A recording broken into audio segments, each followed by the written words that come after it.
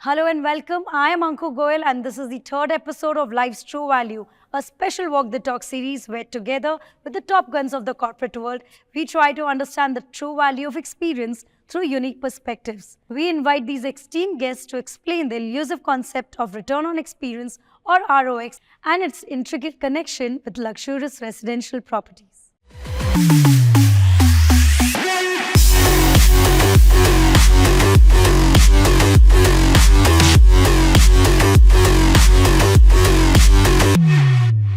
Return on experience is among the top priorities for the corporate leaders these days. They are investing a huge amount of time and resources to improve the ROX for their customers and people. So it is only logical when they are investing in a residential property, they would seek to maximize their ROX. Contemporary aesthetics, ultra-advanced amenities and breathtaking views. These residential properties have it all. But why do penny-wise people like corporate hotshots pour their fortunes into these homes? Is it to just make a statement, or do they really feel there's some connection between one's place of living and their productivity?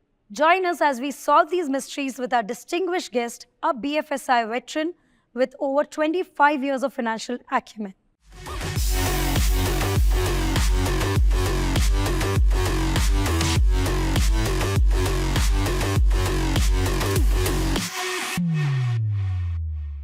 It gives me immense pleasure to extend a very warm welcome to our guest of this episode, Mr. Vighnesh Shahane. An ex-Ranji player, a people's man, and a seasoned insurance professional, Mr. Vighnesh Shahane is the CEO and Managing Director of Ageas Federal Life Insurance.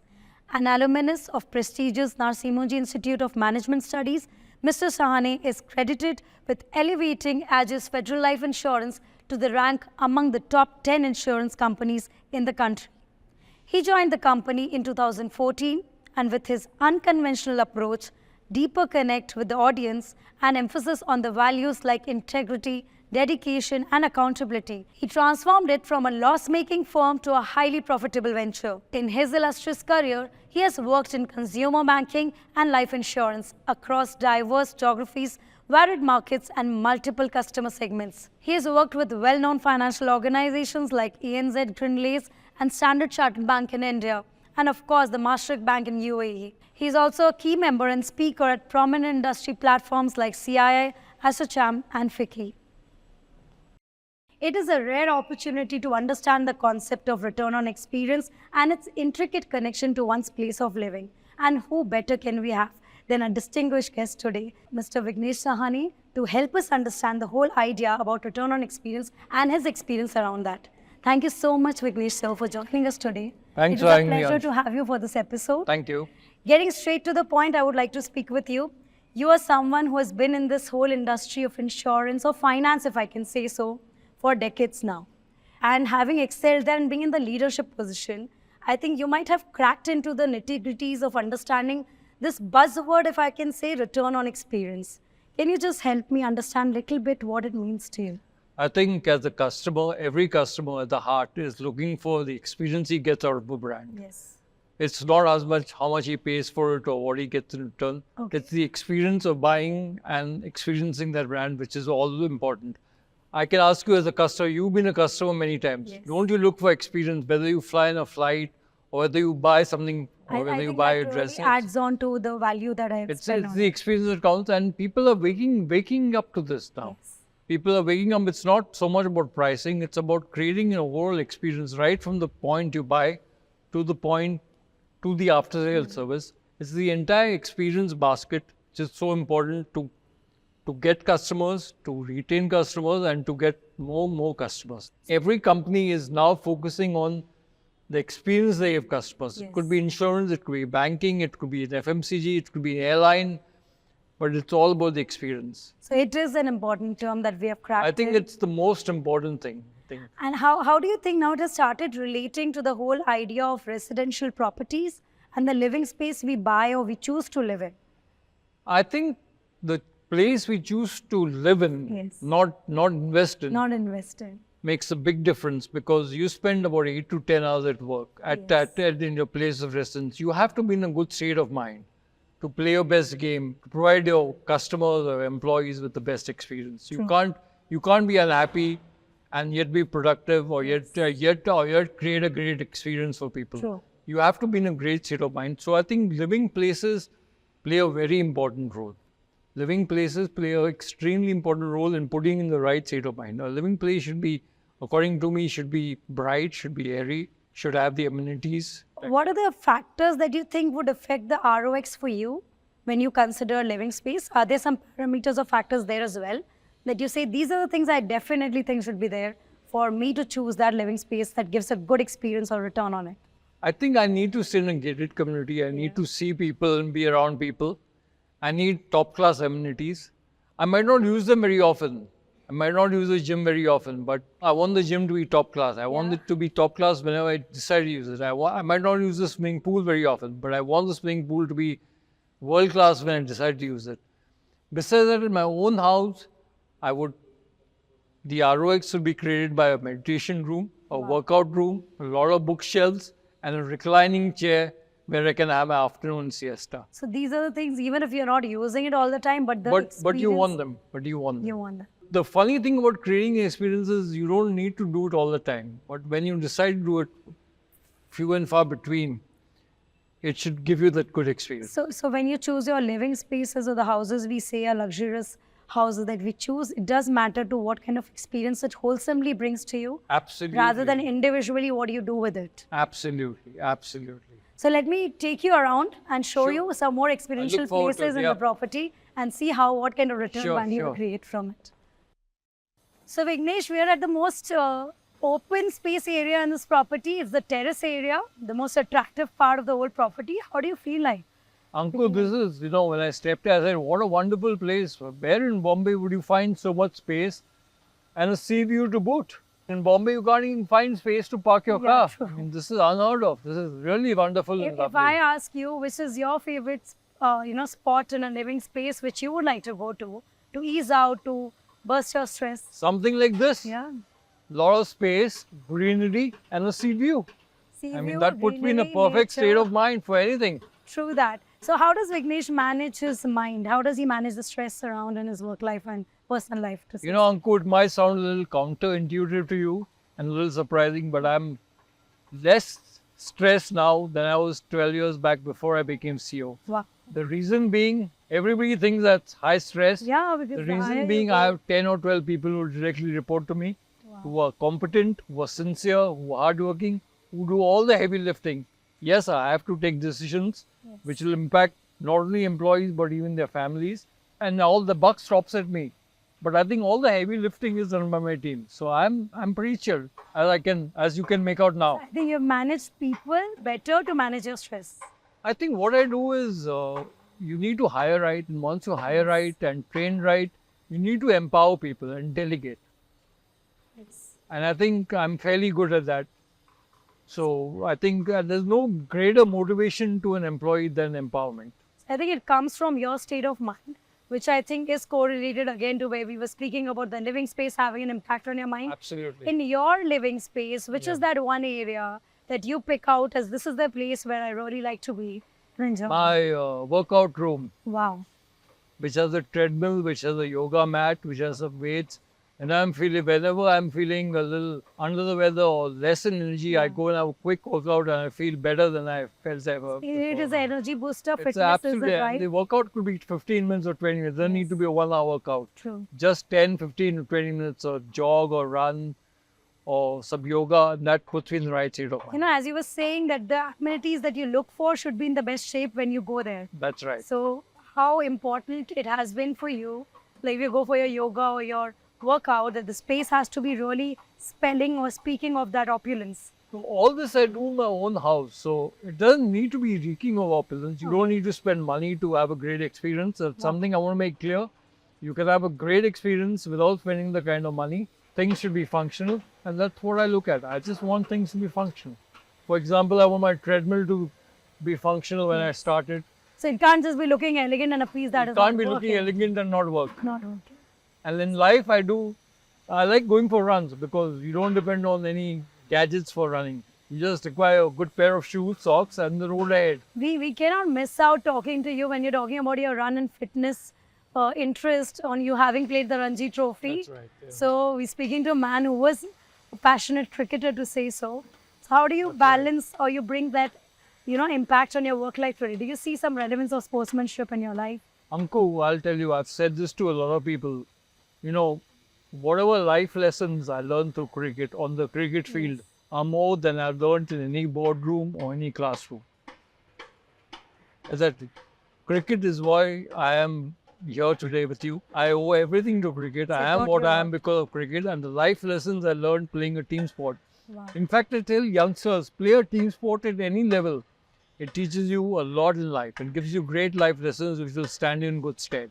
So is that what you say, the team spirit that you've learned in cricket is what you put through your team to get the maximum of your productivity and work satisfaction that they deserve? Absolutely, absolutely. I mean, the first thing I told my employees when I had a town hall and I became CEO 10 years back was, I'm going to run you like a sports team. I'm going to be frank. Like in the sports team, your captain tells you if you've done well, if you've not done well. It's only in corporates that we are socialistic. Yes. We give everybody a good rating. We never frank with people. I believe in open, honest communication. Yeah, I believe in meritocracy. And that's how sports teams are run. Successful sports teams. And I believe in complete engagement. That's how successful sports teams are And I run. think they get more chances to even fail with your leadership. If you make a and to- mistake, no problems. But don't repeat a mistake. But people are not penalized for making mistakes. Politics and bureaucracy are two enemies that I weed out. Every organization has some level of politics, but you will see in our organization, I try to dismiss politics and bureaucracy to what extent I can. I want everybody to come in, play his best game, communicate in a fearless, courageous manner, and that's how the company moves ahead. That's what motivates people. So Vighnesh, you gave us a real good insight on how you manage your team and work. But to know more about your business and industry, we surely need to head to the business center here, which gives us the vibe and the environment where we can go and talk about business Sure, and the look journey. forward to it. So let's go and explore that.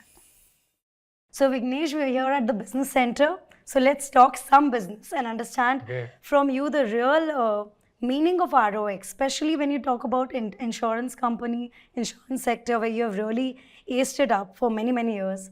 How do we understand ROX or ROI when it comes to insurance company? I think ROI is passé. It's now ROX. Yeah. Especially, it's extremely critical in an industry like insurance, where I don't know how much you know about insurance, but it's a pretty commoditized industry. Everyone has the same products. Everyone has the same processes. So how do you differentiate? I think you differentiate through experience you give your customers, through the experience you give your distributors, through the experience you give your employees. So I think ROX in a commoditized, it's important everywhere, but in a commoditized industry like insurance, it's paramount. So how difficult it gets for you to create that experience? Like, is it like you have to strategize particularly for ROX now in insurance to... Not really. I think the word ROX has just been coined recently, but there were words like customer centricity, employee friendliness, Or customer satisfaction. customer distributor satisfaction, which were floating around for many years. But what does it mean? It all means ROX. It all means their experience with your service and the experience you give them. So is it like something which is a term that we have started using much more frequently? I think everybody, it's a term which is newly coined, but I think it was being used in under various names for a long time now. So coming from the insurance space, we always know that it is not an easy industry per se. How do you tell us your experience of, getting to that success level in the insurance company, getting that name, fame, called the successful person representing the insurance company, being a CEO for a decade and more? The insurance industry, you're rightly said, Anko, it's very competitive. As there are 25 players and 70% of the market share is one monopolistic supplier, which is LIC. The industry has to be competitive. Having said that, I think we have a long way to go at Ageas Federal. We've had a stop and start journey, but our aspiration is not to be in the top 10 biggest companies or the top 5 largest companies, but we want to be an admired company.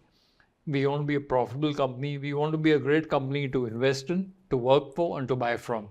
We're very clear. If it means being number 15, so be it. But we don't want to sacrifice customer experience, employee satisfaction, or employee experience and shareholder experience. Yes. That is something we don't want to compromise on. But are there parameters at all that you said that these are the parameters basis which ROX is assured, that these are the basic parameters set to bring out that satisfaction for your customers and your people? See, the insurance industry can be, the results for each company can be sliced and diced in different ways. Yes. But the parameters that you're asking for, what is an important parameter is profits and the dividends you get. So that's a parameter for shareholders. For employees, we have various surveys to understand behavioral level of employee engagement. You know, in the last survey we did, we were voted the best place to work, greatest place to work for the sixth or seventh in a row.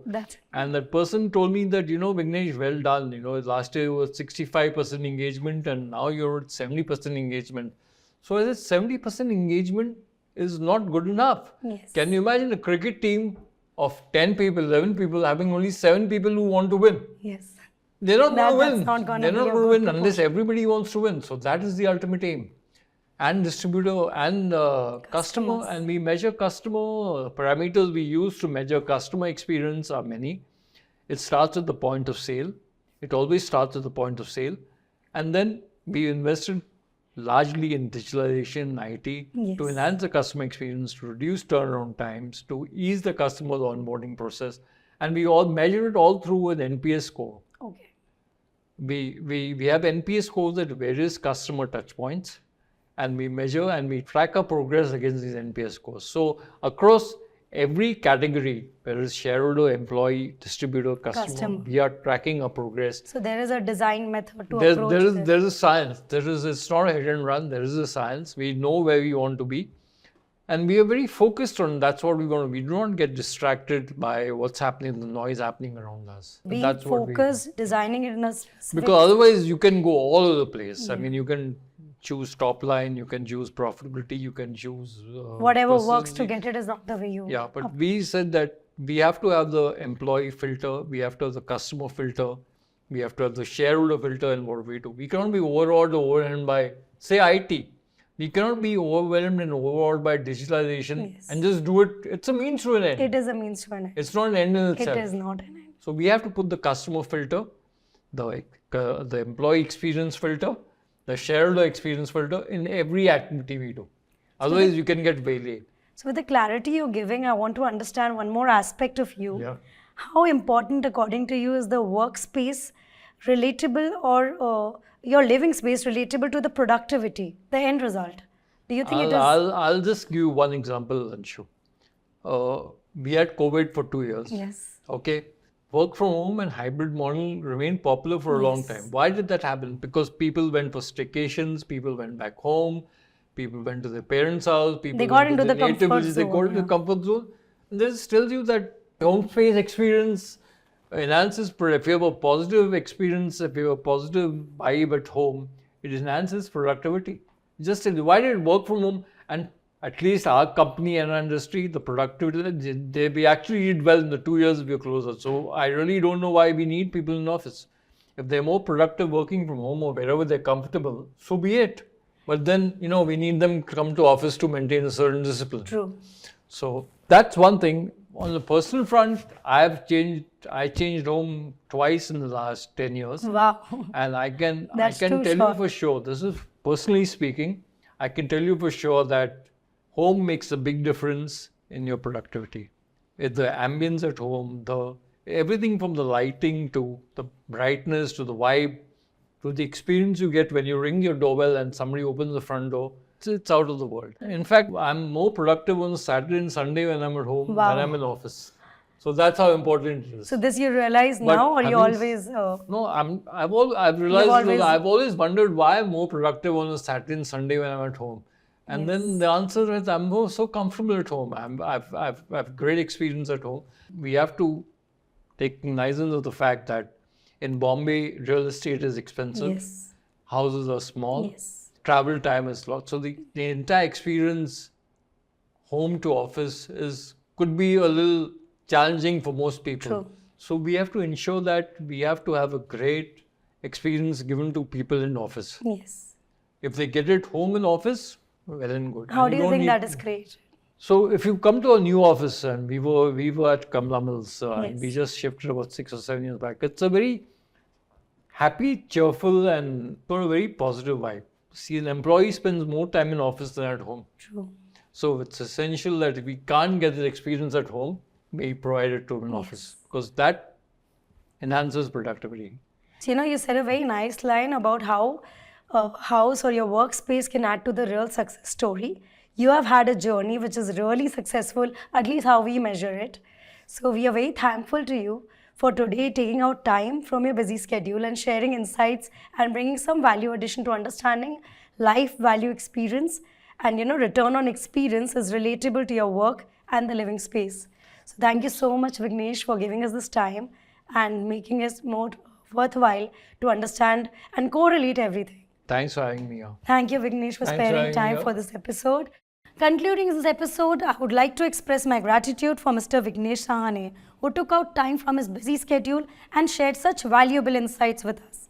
As we say goodbye, keep in mind that your home is more than a physical space. It is an architect of success and a sanctuary of productivity. This is Anko Goel signing off from 25 South, one of India's most luxurious living places, where every corner speaks opulence and elegance. Wishing you all a productive and fulfilling journey ahead.